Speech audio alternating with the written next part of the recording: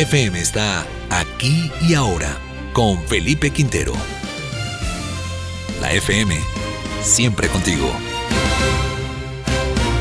Hola, ¿qué tal? Muy buenas noches. Yo soy Felipe Quintero. Empezamos aquí y ahora con la justicia, sin duda. Estamos a minutos, horas, días de que se presente la segunda vuelta presidencial en Colombia, pero nosotros lo aterrizamos hacia el punto de la justicia, en especial con una de las propuestas de uno de los candidatos que ha generado mucha controversia en materia de justicia. Se trata del candidato Iván Cepeda. Escuchémoslo.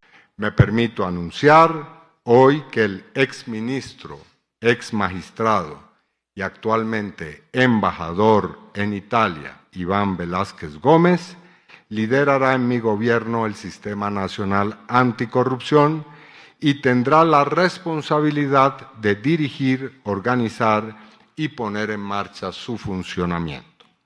El embajador Velásquez, como ustedes saben, posee la calificación y experiencia necesarias para llevar a cabo esta tarea estratégica en el Estado.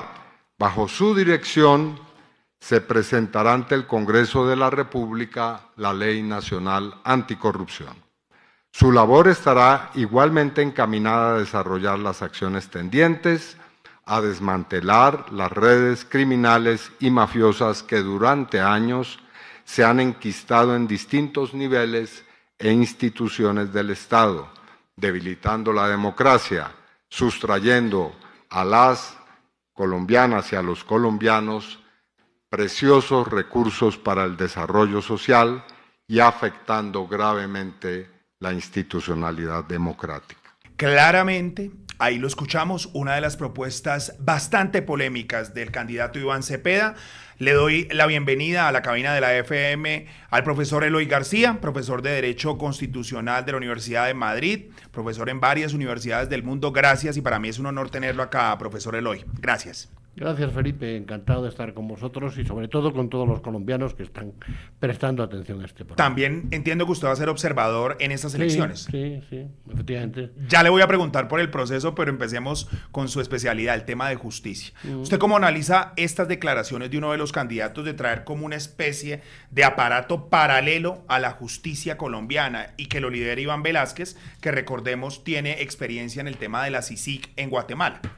Pues la verdad es que me preocupa. Me preocupa porque creo que hay una confusión. Precisamente estoy escrito sobre este tema y me puedo remitir, aunque no es bueno que un autor se autocite porque da la impresión de que, bueno, quiere hacerse propaganda. Pero bueno, soy de las pocas personas que han trabajado este tema.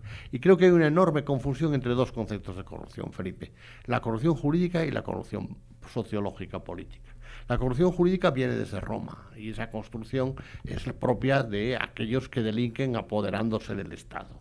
Es propia de Cicerón, los romanos, las caterinarias, en fin. Hay toda una construcción muy importante que continúa hasta nuestros días. Quien se apropia de lo que es del Estado. Pero no creo que este sea el momento de la corrupción jurídica, aunque hay mucha corrupción, sin la menor duda, sino del problema es otro, el problema de la corrupción sociológica, ético-sociológica, que es un fenómeno que tiene como gran padre a Maquiavelo en la historia de Florencia y que afecta no tanto solamente al Estado y a las personas que forman parte del Estado como a la sociedad.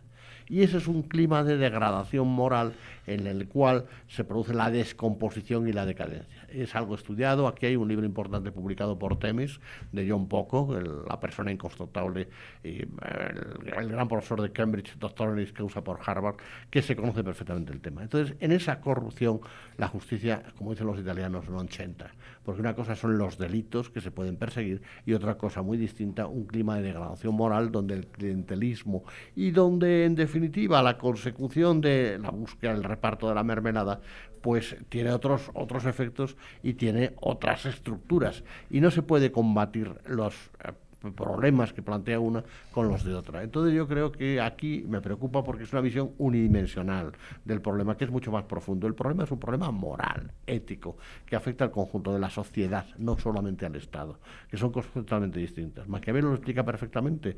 Los florentinos fueron corruptos porque se vendieron a los Medici. Él admiraba a Lorenzo de Medici, pero comprendió que Medici había comprado a los electores florentinos y en definitiva habían hipotecado su patrimonio que era el patrimonio del dominio político, simplemente pues por cargos y por dinero. Entonces, creo que son cuestiones distintas. Y me preocupa especialmente, y quiero terminar esta contestación con una cosa. Uno de los grandes problemas, no solamente de Colombia, pero especialmente de Colombia, es para evitar problemas, para evitar males, hagamos una ley y creemos un organismo. Y el organismo y la ley crean más problemas. Mire, este es el país de la tramitología.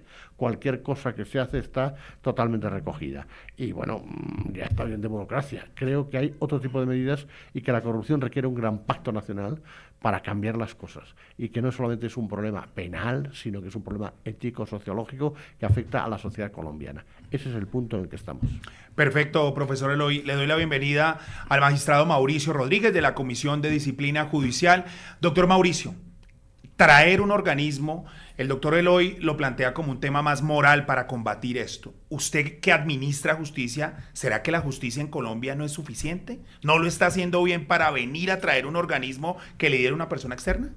Como integrante de la rama judicial, Felipe, pues primero quiero agradecerte y saludarlos especialmente a todos los que en esta hora nos están siguiendo, pero para ir al punto, como integrante de la rama judicial, yo estoy absolutamente convencido de que la justicia en Colombia está operando, de que los sistemas de control que hoy en día tenemos, desde lo disciplinario, desde lo penal y desde lo administrativo, le están dando unas respuestas efectivas a la sociedad.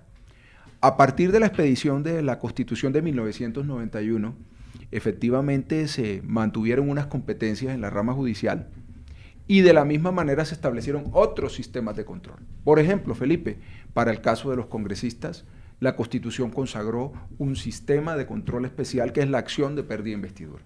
Pero los procesos penales han venido funcionando. Los procesos disciplinarios también han venido funcionando. Y de hecho creo que el sistema, como hoy en día está funcionando y está funcionando bien.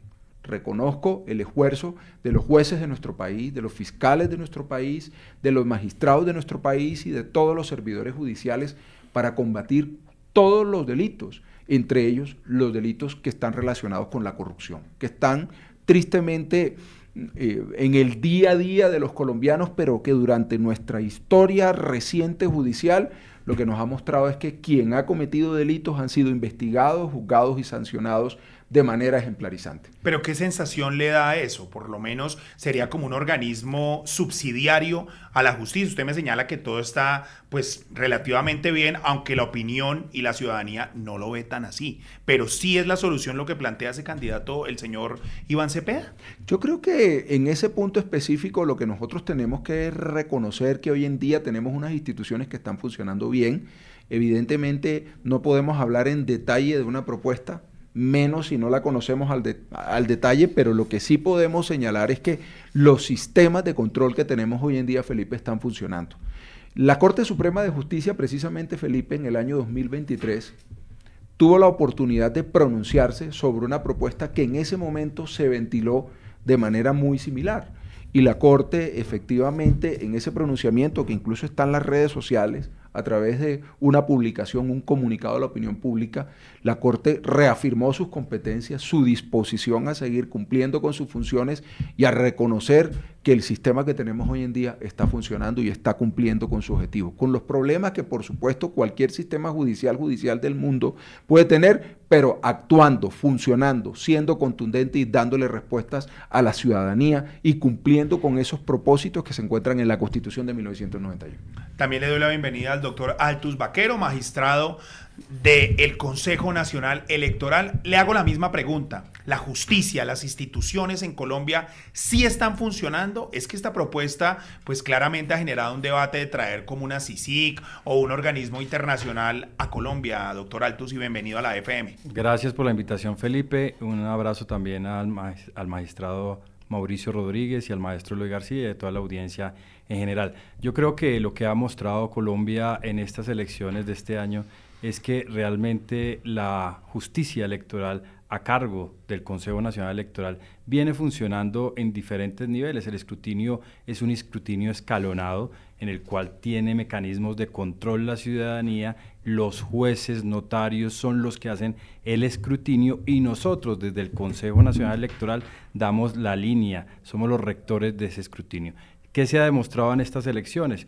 que la diferencia para las elecciones de Congreso realmente, pues entre el preconteo, que es una información oficial sí, pero que no tiene valor jurídico, la diferencia fue más o menos cercana al 0,02%. Y si uno revisa la elección anterior, la presidencia de la República en primera vuelta, también puede constatar que realmente la diferencia es cercana al 0,03%. ¿Qué quiere decir eso?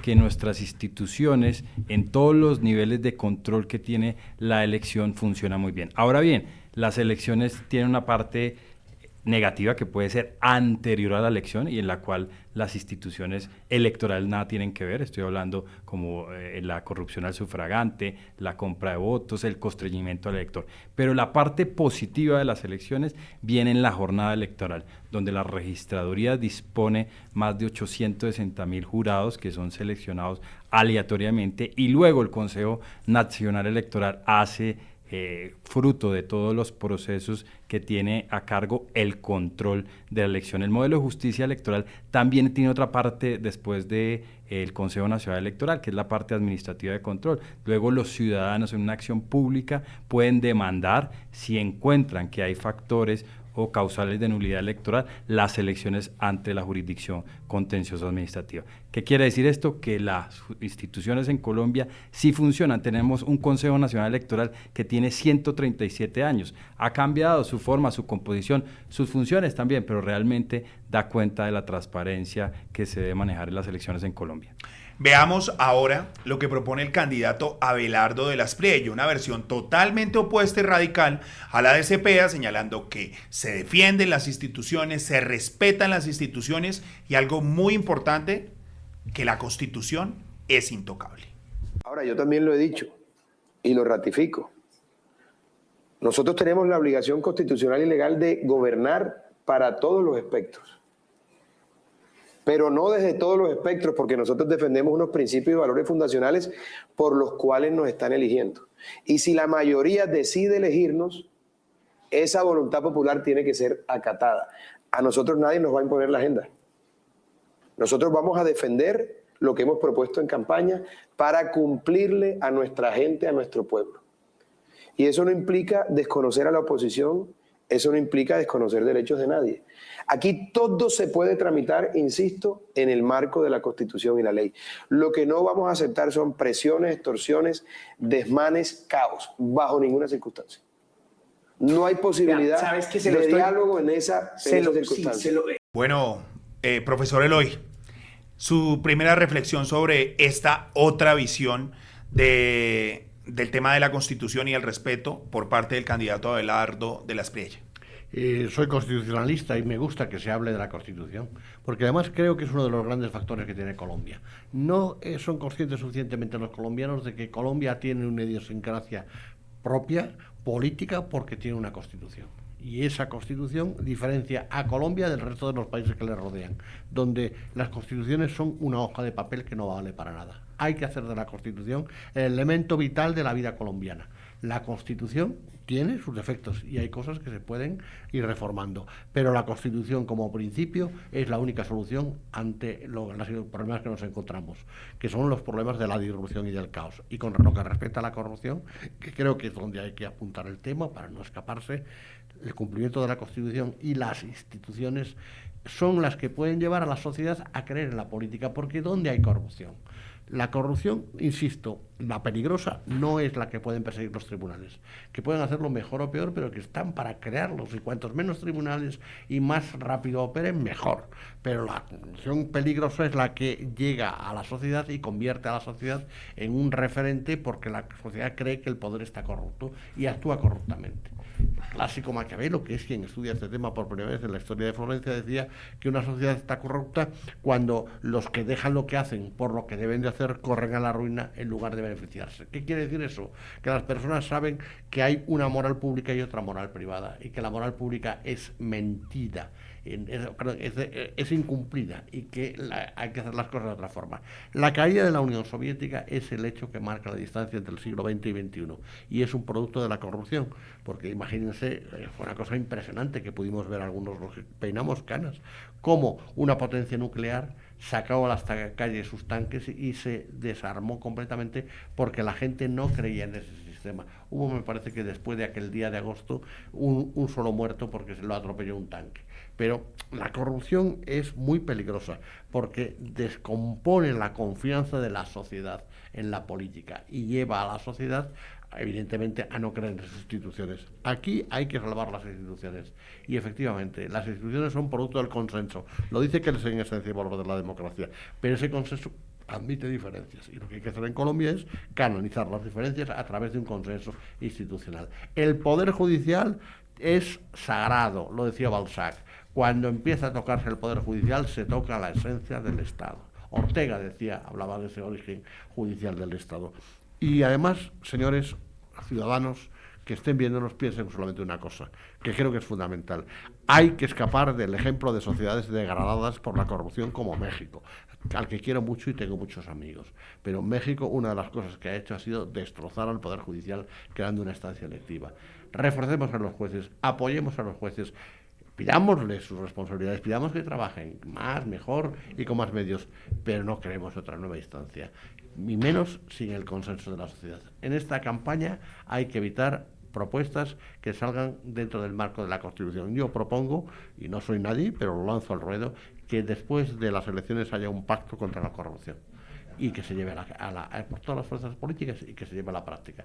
¿Para qué? Para que la sociedad colombiana, que está muy preocupada por este tema y tiene razones para estarlos, comprenda que la única legalidad en la cual puede vivir en paz y libertad y en seguridad es la legalidad de la Constitución. El respeto a la ley, el respeto a la norma es fundamental. No crear nuevas estructuras burocráticas, porque ya estamos hartos de estructuras y estructuras y estructuras. Al final, el controlador no hace nada más que ganarse el sueldo. Y ese es el problema. Yo le pongo pacto contra la corrupción respetando la Constitución, siempre como con la Constitución como una hoja de ruta. Doctor Mauricio, ya esto es otra visión, lo que plantea el candidato Abelardo de la Espriella, un respeto total a las instituciones, a la Constitución y a una de las ramas, la rama judicial, que es la suya. ¿Cómo lee usted esta postura respecto a no constituyente y respetar la Constitución? El respeto a la Constitución a mí me parece que es un norte muy claro, muy contundente. Incluso para el caso de los jueces en Colombia tenemos una norma que es el 230 que nos dice que los jueces en nuestras providencias estamos sometidos al imperio de la Constitución y la ley. Por eso creo que nosotros como colombianos, como abogados, como servidores públicos, como ciudadanos, necesariamente tenemos que estar comprometidos, primero, con lo que señalaba el profesor, en el sentido de lo que dice el profesor Eloy es, me gusta que se hable de la Constitución. Hablar de la Constitución en un Estado de Derecho es significativo, tiene trascendencia.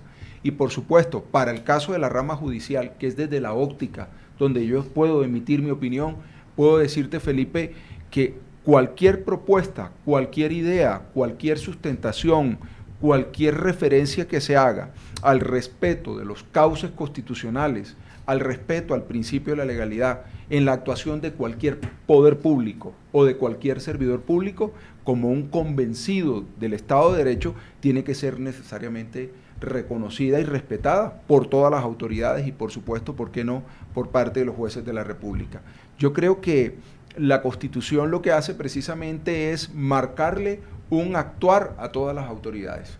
Es el pacto fundamental, Felipe, de tal manera que todos los poderes públicos, repito, todos los órganos del Estado, todos los ciudadanos, necesariamente tenemos que caminar por ese sendero que nos marca ese ordenamiento constitucional.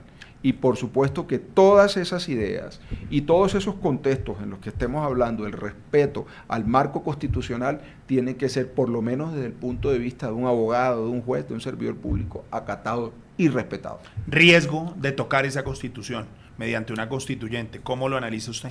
No, yo creo que al final la Constitución establece unos mecanismos para su reforma.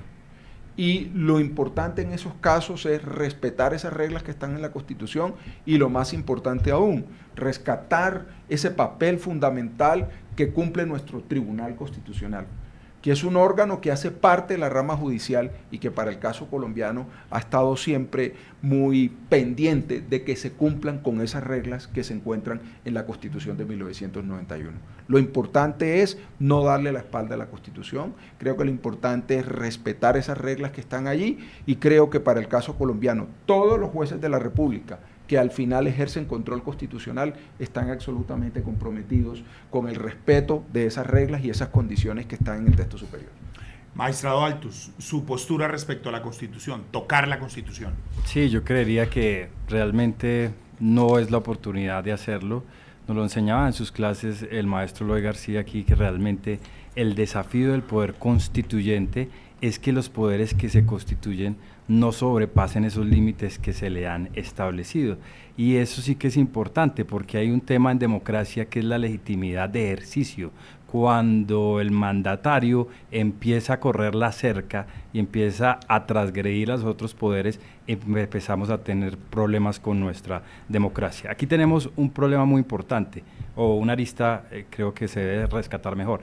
Nuestro derecho electoral está absolutamente constitucionalizado. Tenemos cerca de 40 normas que están en la Constitución y que regulan todos los asuntos que tienen que ver con el sistema político, con el régimen político democrático, con los sistemas electorales, las circunscripciones, las barreras legales, las formas de candidatura, la manera como se distribuyen las curules en las corporaciones públicas, de manera que nosotros como magistrados del Consejo Nacional Electoral estamos llamados a propender por ese respeto al orden constitucional. No estaría bien hacer reformas a la Constitución en este momento de nuestra vida republicana.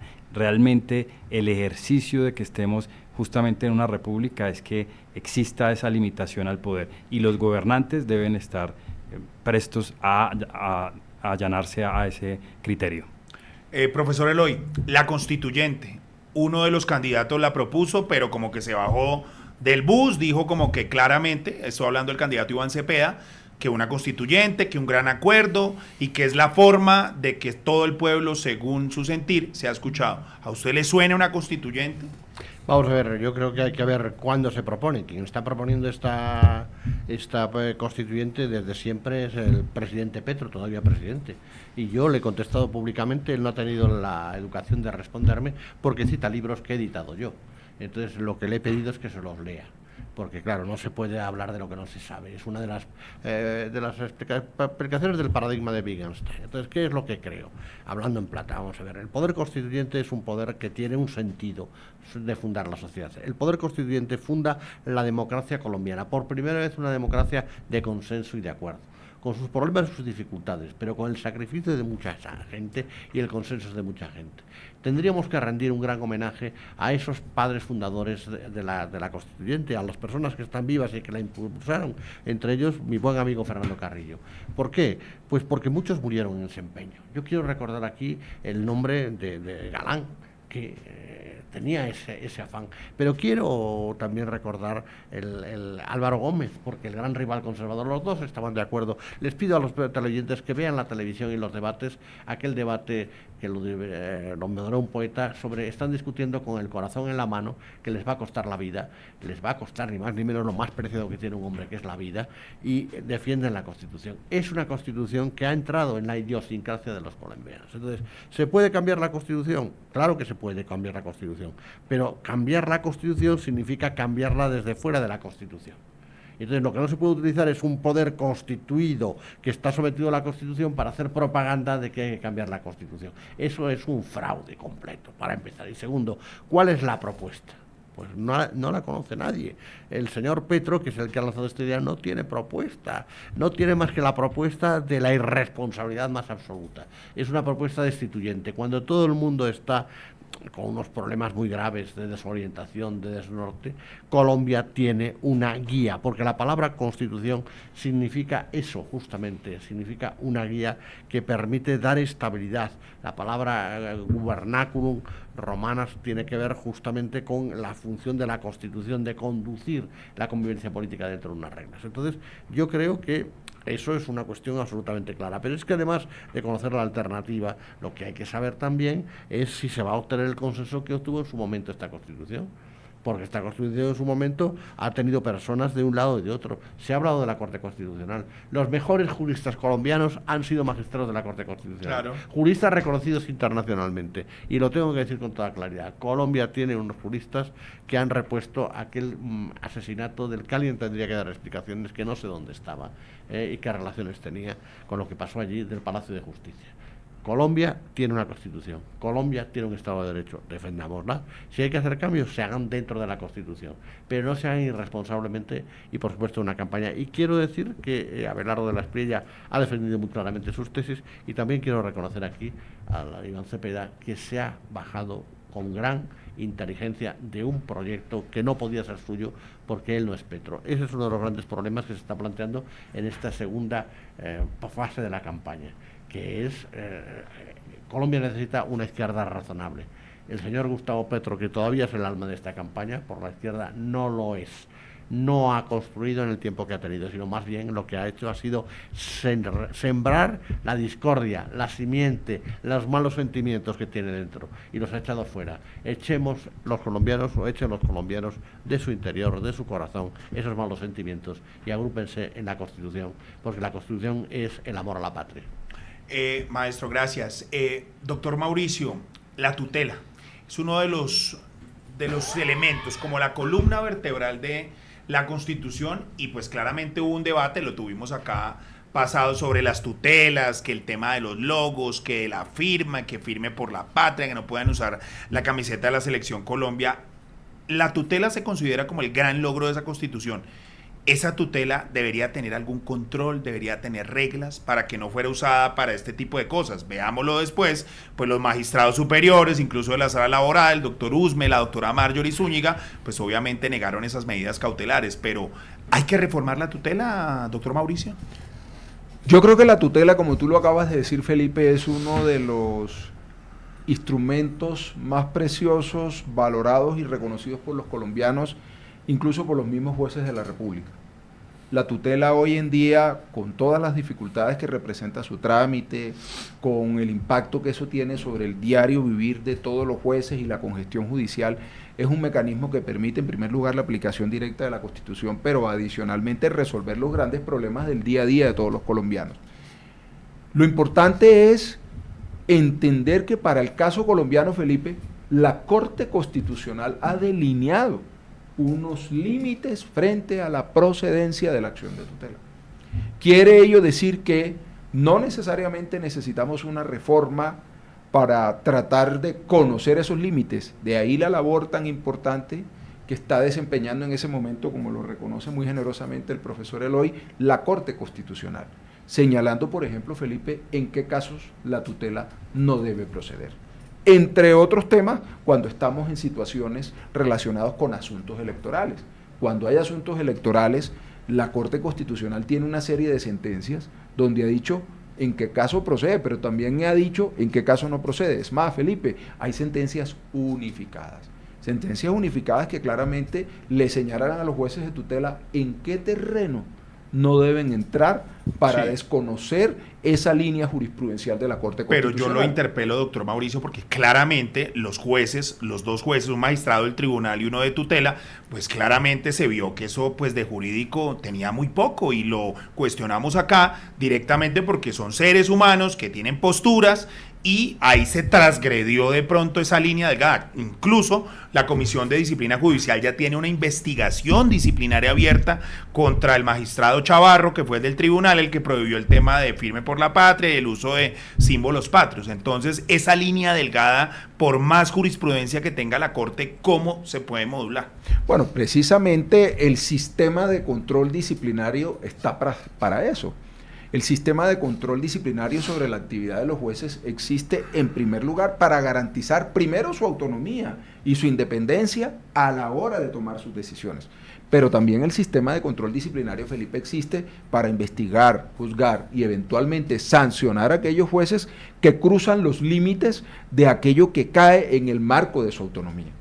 De tal manera que Evidentemente, dependiendo de la decisión y la actuación que tome un juez, si un juez, por ejemplo, desconoce abiertamente la ley, no valora adecuadamente las pruebas, adopta una decisión arbitraria, abiertamente contraria a la ley, o que en determinado momento puede desconocer la línea jurisprudencial, el precedente aplicable a una actuación en particular, puede, Felipe, comprometer su responsabilidad por la toma de esa decisión.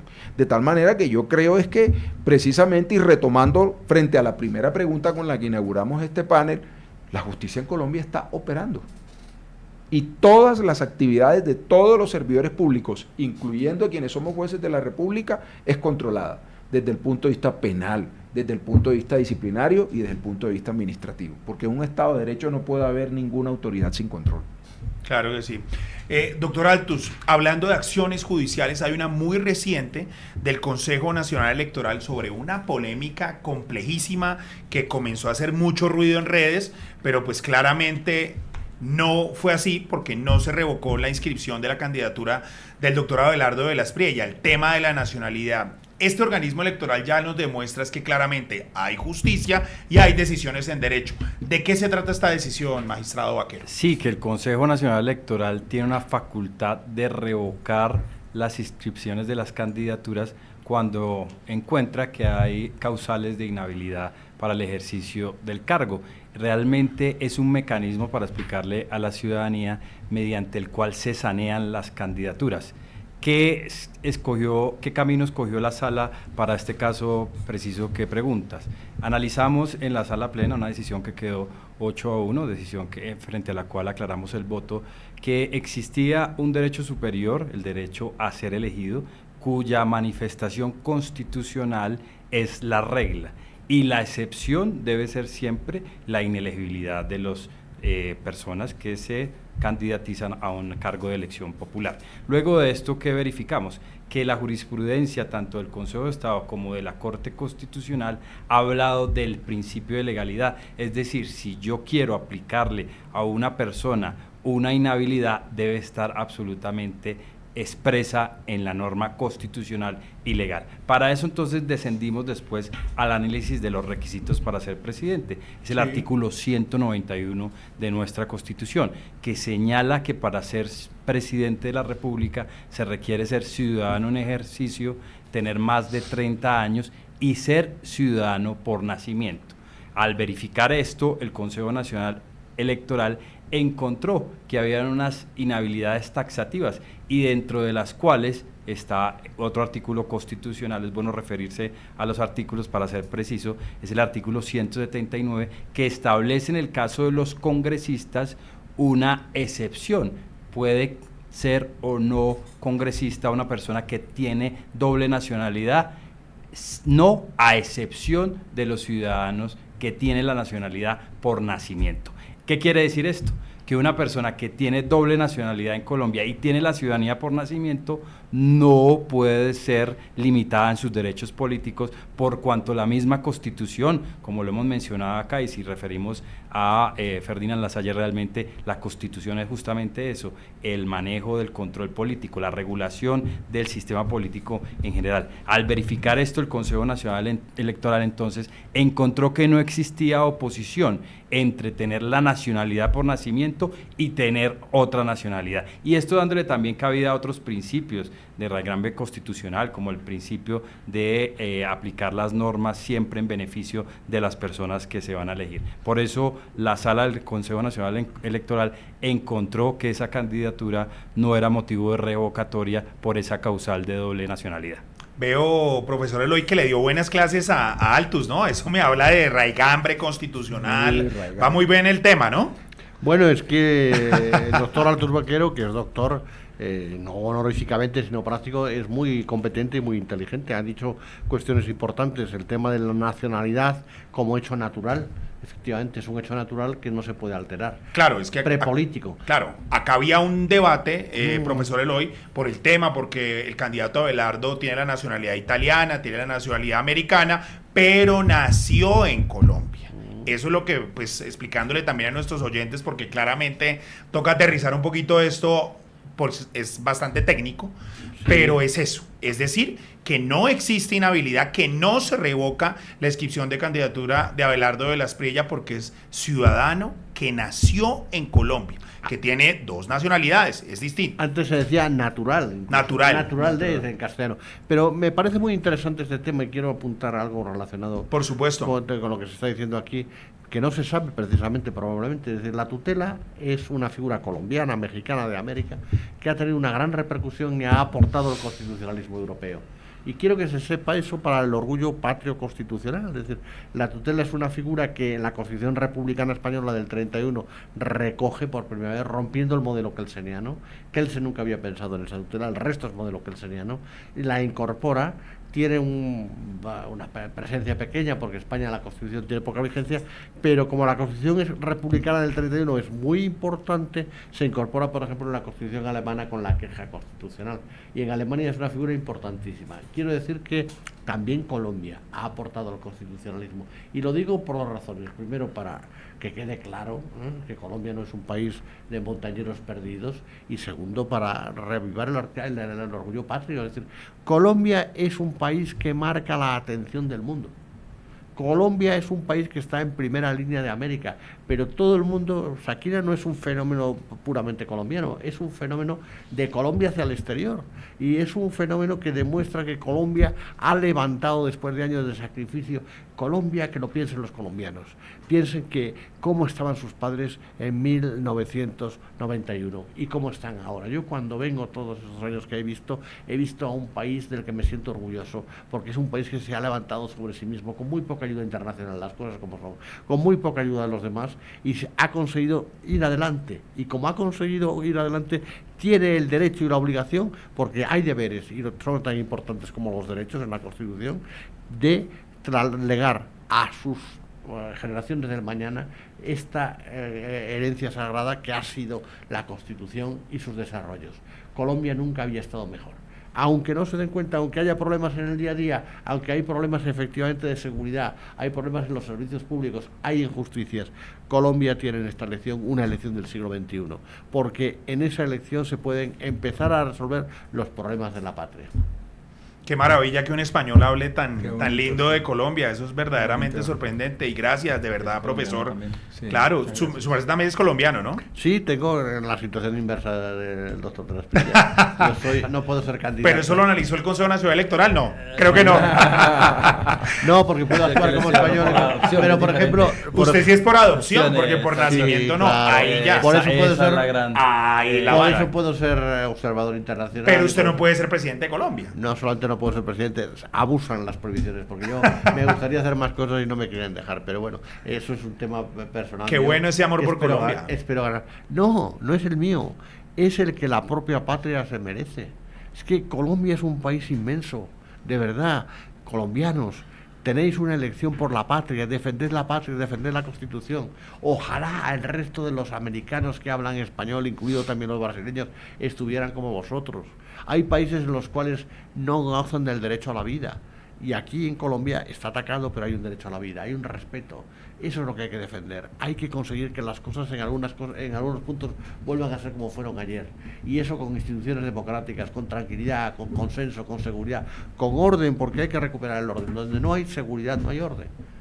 Total. No se puede vivir con un Estado que cada vez se está degradando más con la violencia. No es justo que el que tenga un arma tenga un derecho por encima del resto de las personas. Hay que recuperar esa libertad de salir a la calle y de mirar a los hijos, de llegar a casa y de ver las cosas bien hechas y juzgarlo con tranquilidad y con paz. Eso es un tema fundamental. Perfecto, profesor Eloy. Doctor Mauricio, el profesor Eloy plantea varios de los problemas, orden, seguridad, pero justicia. ¿Usted cuál cree que deben ser como los primeros puntos a tratar del próximo presidente en materia de justicia, que es algo que toca mucho a los colombianos? La justicia es algo que nos mueve muchísimo. A mí me parece fundamental que la justicia, evidentemente como rama del poder público, pueda hacer un trabajo muy importante, siempre y cuando existan unas condiciones que busquen el fortalecimiento de las instituciones. A mí me parece muy importante un organismo que tiene la rama judicial, Felipe, que es la Comisión Interinstitucional de la rama judicial. El año pasado yo tuve la oportunidad de ser miembro de la comisión como presidente de la Comisión Nacional de Disciplina Judicial, y es un organismo donde tienen asiento la señora Fiscal General de la Nación, los representantes de los empleados, los presidentes de todas las cortes, y creo que un buen punto sería precisamente que se entrara precisamente en conocimiento de esa circunstancia para dialogar con la Comisión Interinstitucional y para conocer esas necesidades de la rama judicial con el propósito de fortalecerla institucionalmente, pero también de por qué no pensar en la posibilidad de promover, si es del caso, reformas a la justicia que sean el producto de un diálogo, de un consenso, donde sin duda las Cortes y la Comisión Interinstitucional de la rama va a tener un papel muy importante. Doctor Las Mauricio, necesidades de justicia son altísimas en nuestro país. ¿por qué no han funcionado? Se han presentado creo que más de 14 reformas Sí, a la justicia sí, yo y creo, se caen y se hunden en sí, el yo creo que el punto clave no es que las reformas salgan necesariamente de la administración de justicia. Creo que es muy importante escuchar a las Cortes. Creo que es muy importante conocer cuáles son sus dificultades, cuáles son sus desafíos. La demanda ciudadana de la justicia, Felipe, es altísima. Y sin duda el Consejo Superior de la Judicatura ha venido haciendo un trabajo importante y la Fiscalía General de la Nación para incrementar la atención de los ciudadanos. Pero aún, Felipe, se necesita más, se necesita logística, se necesitan más jueces, se necesitan más fiscales, se necesitan reformas procesales, reformas legislativas que en algunos casos simplifiquen y de una u otra manera se cumple con ese propósito constitucional de lograr una administración de justicia pronta, cumplida, eficaz, con calidad. Entonces yo realmente, ante tu pregunta que me parece súper interesante, lo que puedo decir es, ahí hay mucho por hacer, pero creo que todo debe arrancar, a mi modo de ver, con un diálogo permanente, claro, abierto, con la Comisión Interinstitucional de la rama judicial y por supuesto escuchando a los ciudadanos, a la sociedad civil, a los otros poderes, para construir un gran consenso para fortalecer la justicia como valor fundamental de una sociedad democrática como la nuestra. Pero permítame, ahí le hago una interpelación, doctor Mauricio, pero eso tiene también que tener relación con el Ejecutivo. El Ejecutivo no puede estar desconectado de la justicia, lo hemos visto en el Consejo de Estado, en la Corte Constitucional. El presidente Gustavo Petro desconoce las decisiones, dice que no las va a acatar.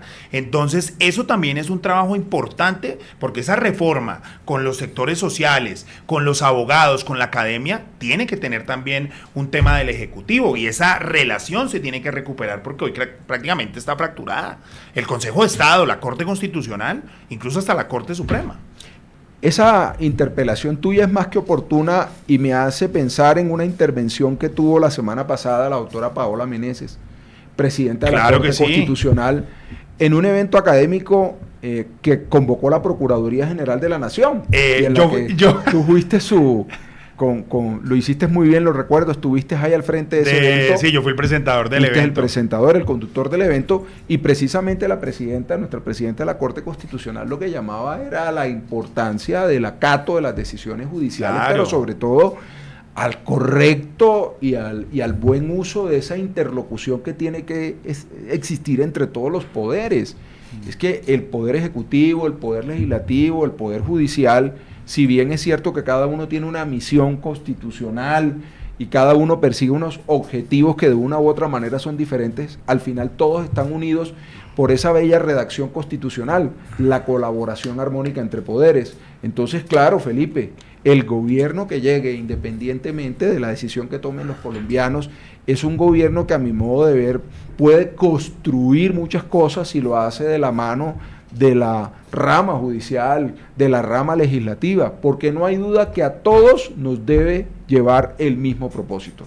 Entonces, el buen diálogo, el consenso, el respetar las competencias constitucionales, que además es otro principio básico de nuestra Constitución, según el 121, va a ser un factor que ayudará mucho no solamente a la madurez institucional nuestra, sino a lograr cumplir con esos acometidos estatales que están en nuestra Constitución, y es buscar la satisfacción del interés general, y que para el caso de la organización en la que yo me encuentro, que es la rama del poder público, que es la justicia, es fundamental. El trabajo en equipo, sin duda, por las vías institucionales, por los canales constitucionales, va a facilitar mucho y va a beneficiar a toda la población colombiana. Precisamente hablando de las instituciones, hay una decisión importante de la Corte Constitucional en relación con el ejercicio profesional de los abogados. Acá nos la comenta el magistrado de la Corte Constitucional, el doctor Carlos Camargo. Escuchémoslo. Igualmente, la Sala Plena defendió la figura de la defensa técnica como una prestación de carácter intelectual que contribuye a la protección de los derechos fundamentales de los ciudadanos sometidos al proceso penal. Al respecto, el fallo enfatizó que, abro comillas, los abogados no serán identificados con sus clientes ni con las causas de sus clientes como consecuencia del desempeño de sus funciones. Cierro comillas. Empiezo con el doctor Altus. Una decisión importante precisamente para el ejercicio de los abogados. Han existido incluso en esta campaña que también por lo que ejerció como abogado deben ser distintos los abogados de sus clientes y no se pueden relacionar, ¿o cómo usted la interpreta? No, yo creo que existe algo que es la defensa técnica. Todos los abogados están llamados a servirles a sus clientes independientemente de los desafueros que tengan o de los delitos por los cuales se les acusen a sus clientes, y eso de ninguna manera se puede conectar con que el defensor, el abogado, se vuelva a sí mismo como causante de esos mismos delitos. Yo creo que es claro lo que ha hecho la Corte Constitucional, lo que nos ha puesto de presente esa sentencia el magistrado Carlos Camargo Asís de la Corte Constitucional, pues brinda de estabilidad el ejercicio de la abogacía en Colombia. Pero yo creo que aquí estamos frente a la autoridad respectiva, que es el doctor Mauricio Rodríguez, que realmente pues ha estudiado este tema a fondo, judicializa,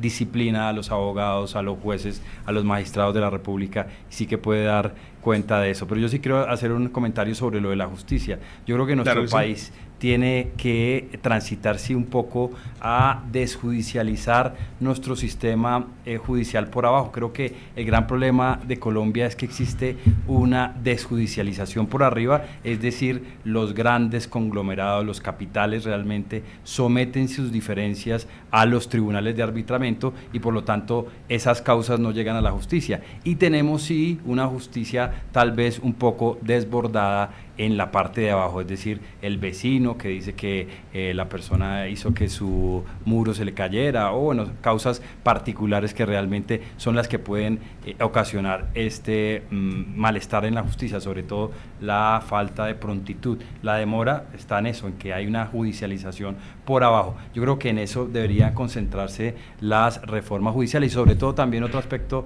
muy inquietante que se viene hablando desde hace un par de años. Yo creo que las funciones electorales de los magistrados de las altas cortes hace que tal vez estén más empeñados en elegir ciertos cargos a los cuales tienen esa competencia, que hay veces también administrar justicia, pero realmente lo digo como un criterio personal.